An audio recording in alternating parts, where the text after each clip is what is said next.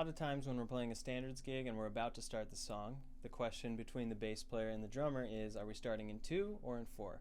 And that's just, is the bass player going to play half notes or is he going to play quarter notes? And it's a great way to build a song up, to maybe do a 2 feel on the A sections, 4 feel on the bridge, back to a 2 feel, and then do 4 feel for the solos. Or start out the solos in a 2 feel and then build it up and hit on a 4 feel.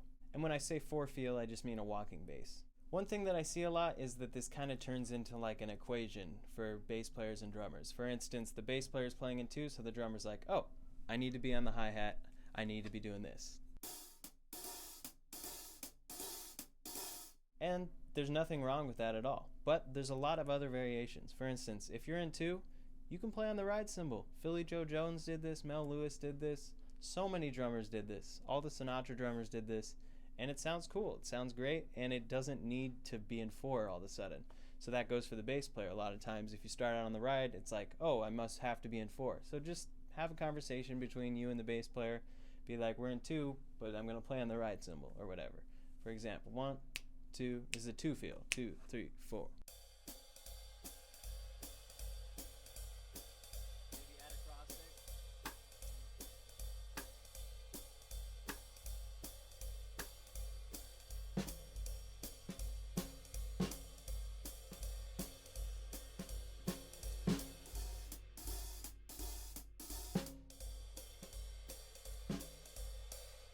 And it definitely doesn't need to be that dancey, spacey 2 feel. That's not what you would be doing on the hi-hat.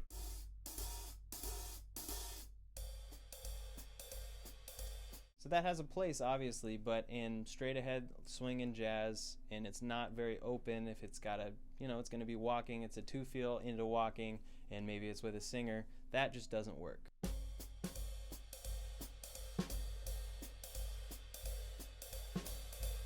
Also, if you're in 4, hi-hat can work too.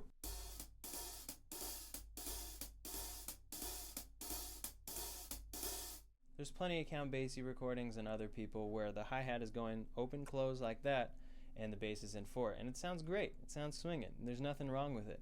If it sounds good, it feels good, no one's going to care that you didn't follow this predetermined equation that seems to happen with a lot of people. So all the ways you already know how to do it are probably great, and just add these to your arsenal. And know that this isn't the only way that you can play in 2. You can play in 2 with a normal ride cymbal.